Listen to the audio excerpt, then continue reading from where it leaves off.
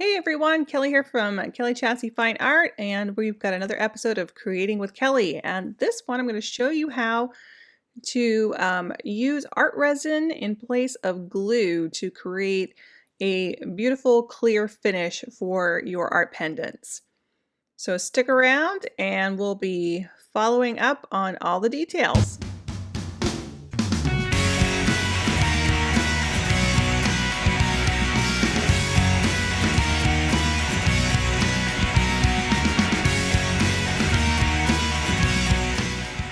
So welcome to my YouTube channel. I am going to cover today how I have used art resin to replace good old glue for these gorgeous pendants. So I wanted to share with you if you've been having trouble with your glue drying and creating little air bubbles in your glass or underneath your glass, or those little silvery flakes, or if your pendant tends to lift and air gets trapped in there. This is a really good way to resolve that issue. So it's a little bit more expensive, but the art resin has UV protection built in, so you don't have to do that UV spray, but you still do need to spray it first with that Kmart varnish. And I do cover all of that and how to create these pendants and all the supplies in my full online course, and I'll attach the link for that below. But in this particular video, we're just going to go over just the art resin piece of this. So you can see here I have these little bottles. These are wonderful. I picked these up at Hobby Lobby and they have the measurements right on them. And this makes a great little easy way to measure out your art resin in small quantities. So I'm just using an ounce today, 0.5 of the hardener and 0.5 of the resin. And I just have just a little cup, a little 1 ounce cup here that I'm going to mix that into.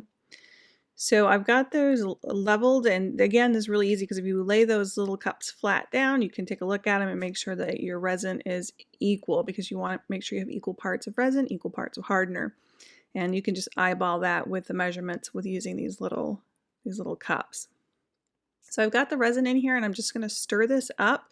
Now with art resin, you do need to stir it for at least 3 minutes, and you do have a 45-minute work time with this. So this is after 3 minutes. You can see I do have a little bit of air bubbles in there. You can always take a straw, and you can see where I'm just blowing in here, and you can see those bubbles popping. But at this point, you really don't need to worry about it, because once you put the resin in there, we can use a little lighter and get those bubbles to pop. And plus, once it sits for a couple of minutes, a lot of these will just release anyway.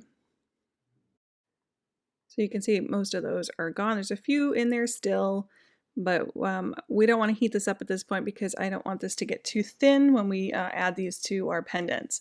So you can see here I have the open bezels, and I also have the glass. Now you can choose just to do just the resin on top if you want to make it really light, but I absolutely love the glass on top because it really magnifies what's underneath. So I have, this one is a little cutout that is the tin foil, and we do cover that in the course how I do all these. And I'm just using this old paintbrush here, something that's not real expensive, and I'm just doing a nice little very light coat of the resin just to seal the base of this, and this will help so the air doesn't get trapped in there. Now one thing you're gonna want to do is that when you put this down here, you want to make sure you have that in the direction that you want it, because once this gets set in here, it's a little bit harder to turn. So it's best to try to get it in there in the direction that you want. You will see this one is tin foil, so it's a little bit lighter weight, so it does tend to move a little bit more. And you can see here I'm just kind of dropping the resin right on here. Now you could use a straw or you could use a dropper if it's a little bit easier for you. But I don't use a whole lot of resin for this. You can see that this goes a long way. So I'm very slowly adding it. I don't want to get too much in there because then you have too much overspill when you lay that glass on top. So at this point, I'm going to take just one of those little lighters and we'll pop the bubbles that are in there. See how easy that happened. And now you can see where, since the resin's heated up, it has a little bit easier movement here. I'm going to rocking that back and forth. Now, if you want, once it's thinned out, you can take a little brush and just kind of maneuver it over to the edges. Now this will settle, but I'm trying to speed this up. A lot of times I'll do a bunch of these at once, and I will just fill it up with resin and let that resin kind of sit and flatten out, making sure that I have it on a level surface, and then I'll go back and put the glass on top of them all afterward. So I'm going to add just a little bit more resin to this. And you're going to have to play with this so you can kind of see what is too much resin and what is not enough resin. If you don't have enough resin in there, you'll tend to get air bubbles trapped in there, so you don't get a good seal on it. If you get too much, then it's overflowing everywhere and you're doing a major cleanup. So you'll learn how much to put in there. So again, I'm just taking the lighter here and covering the bubbles one more time. Now make sure that your glass is clean before you drop it on there. And I just pop it in, and you can see that resin just kind of squeezes out along the edges. And if you get it just right, you won't have any overflow. And if you do have some, you just can kind of clean that up with a little bit of alcohol. So you can see how quick and easy that is. Now, if you do get a little bit on there, just take you usually want to have gloves on when you're doing this and making sure that you're following all those safety precautions. But for the video here, I just wanted to do this without my gloves. I usually have them on, so make sure you wear yours. Do as I say, not as I do, right? All right, so let's do another one here. This one is with the Yupo paper, regular Yupo, 74-pound weight, and is a little bit thicker. And you will find it takes up a little bit more space than what the foil does or what mineral paper will. You can also use the translucent. You can use pretty much anything. The only thing you don't want to use is paper, because if you use regular paper or prints, you do have to use another process on sealing because the resin will absorb into regular paper. So again, I'm just going to put just a very thin coat layer down here first.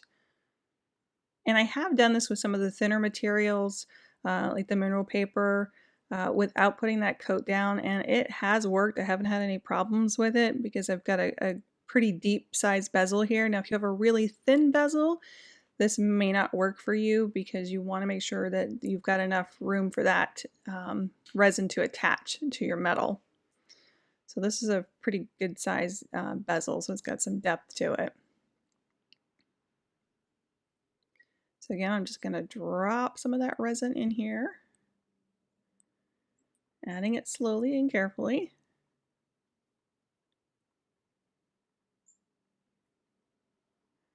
And another thing you could do is you take these little bottles. If you wanted to, you could, once you get the resin mixed up, you could always put it in one of these dropper bottles and you could squeeze it out too, which makes it real easy.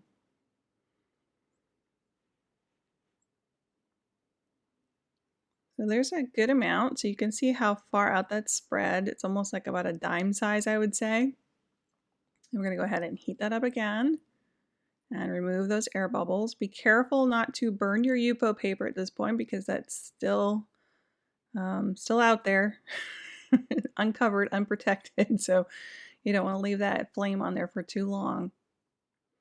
And again, I'm just spreading that resin out. You can see where that's running to the edges here. And once you drop the glass on top, that usually will spread that resin right out. And again, I have my little 1-inch glass here, and I'm just going to drop that on.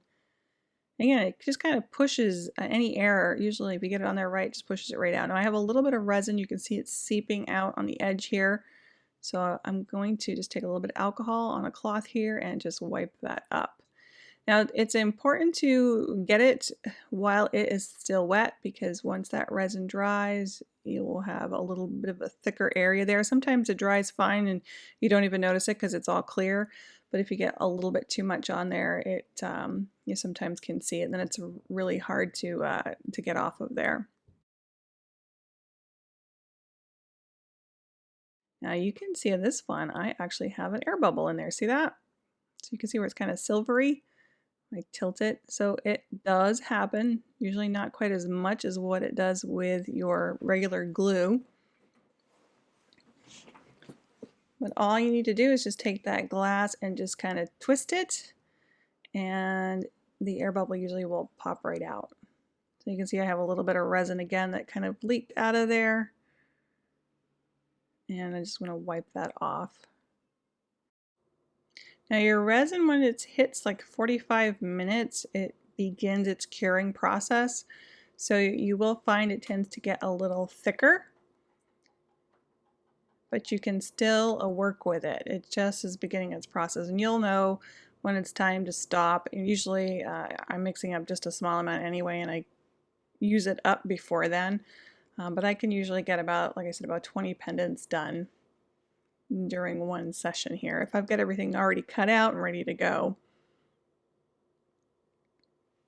So I will put in the comments down here as well for you folks the links to the art resin.